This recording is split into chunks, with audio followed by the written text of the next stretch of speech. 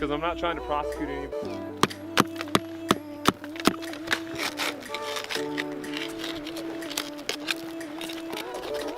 There you go.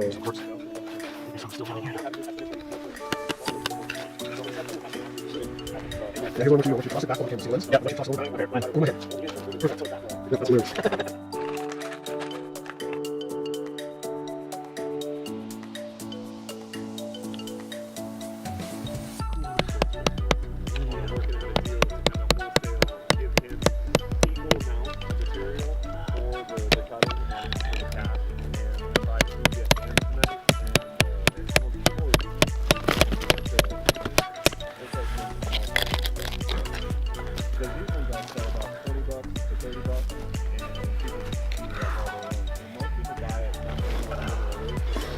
You gotta be real careful when you get excited. Don't make.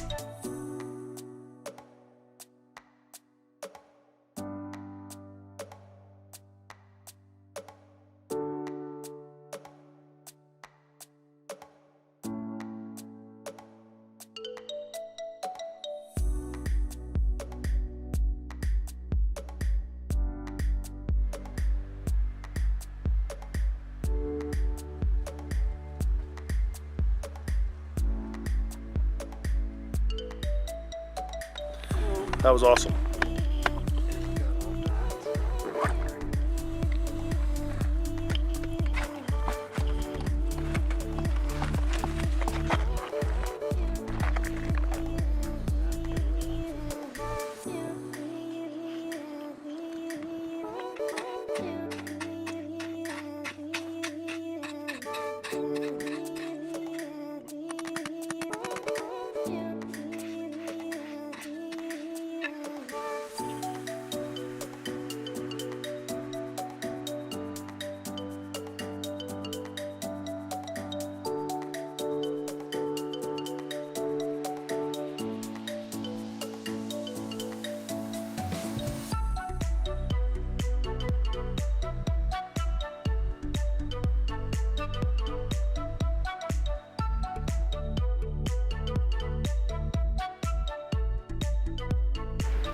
Oh my goodness.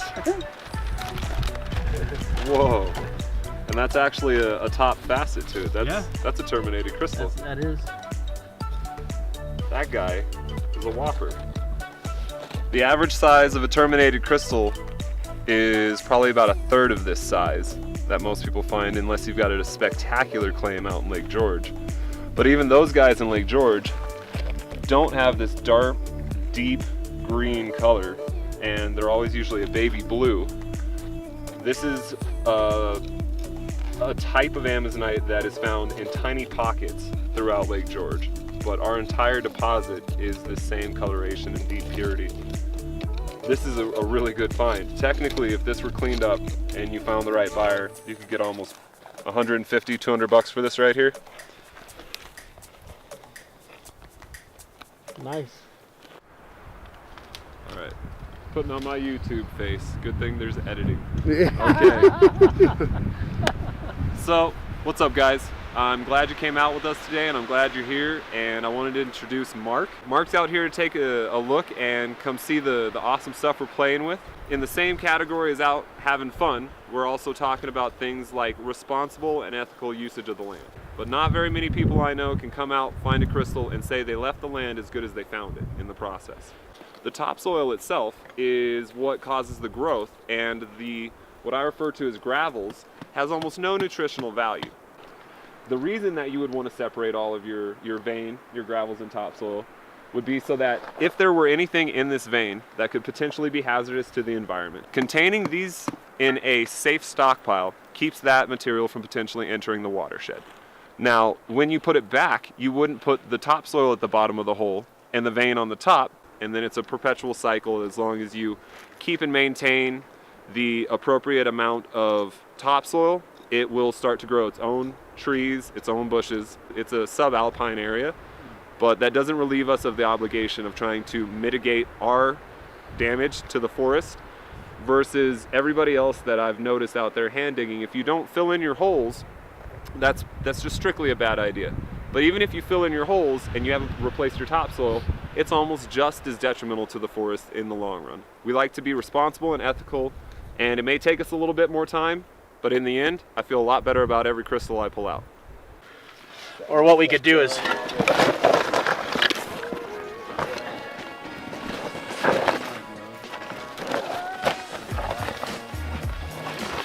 so it'll fall on that.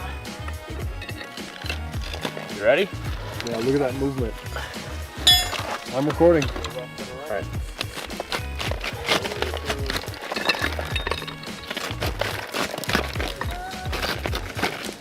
Big section.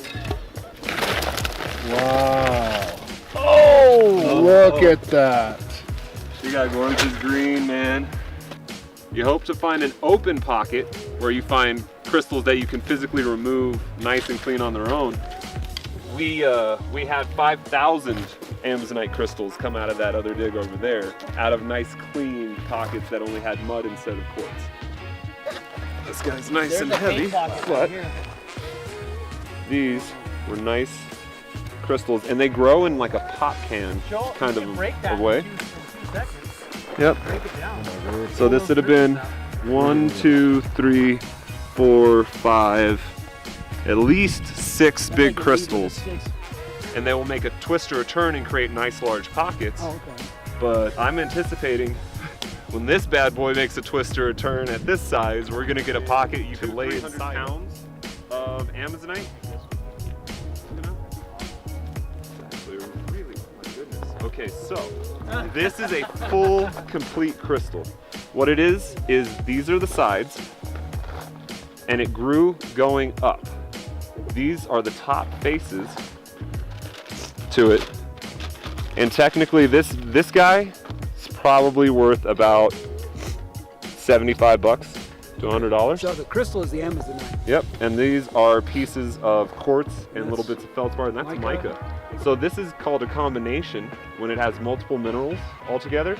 So that's definitely a $75 to $100 piece. Wow. You should take that home with you. That's actually a really, really nice one. Ooh, thank you. It's very rare for people to find this purity in this color, and it's just coming out every like 2 seconds down there from Mike. Mike's just spitting it out.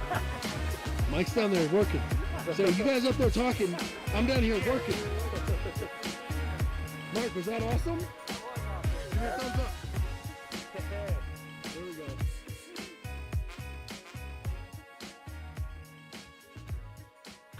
My wife and I moved here just about a year ago, and a few months ago I found my first smoky quartz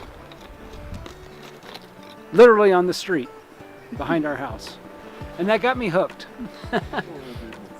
Meeting all these great folks here, finding that they've already been doing this for years, and this is fantastic learning opportunity for me.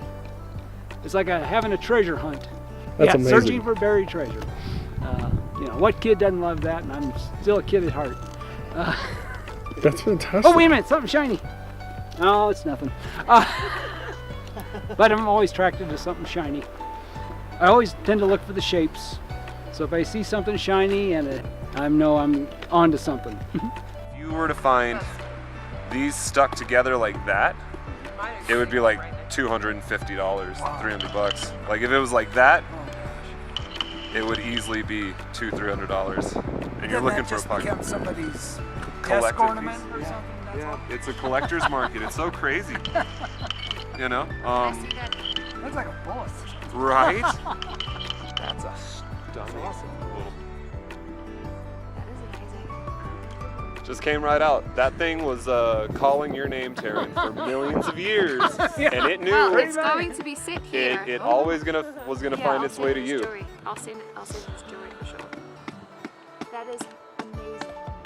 I like it.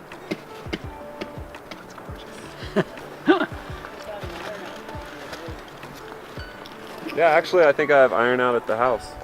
We'll probably That give is it so a cool. 20-minute soak before we go out and do stuff tonight. See how clean it'll come.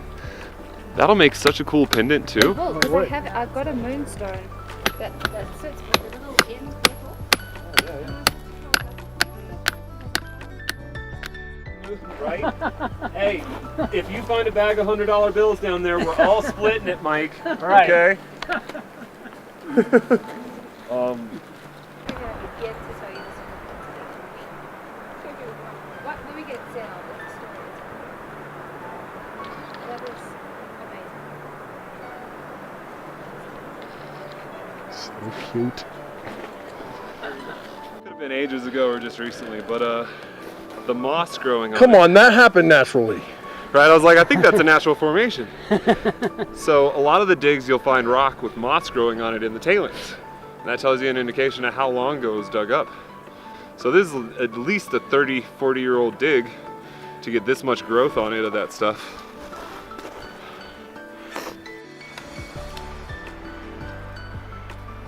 Is that yours? Oh yeah, it's the last.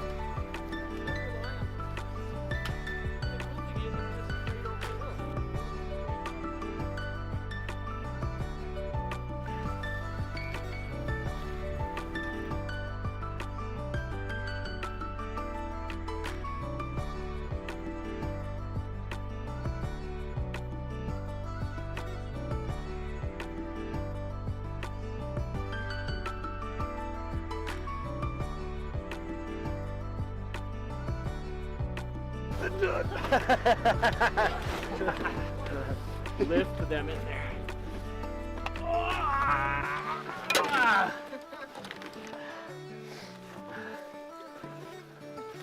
All right, glad you guys came out with us. I hope to see you guys here a lot more often. I'm sure you'll see a lot more of the rest of us. But until then, remember, together we hunt and tell stories by firelight.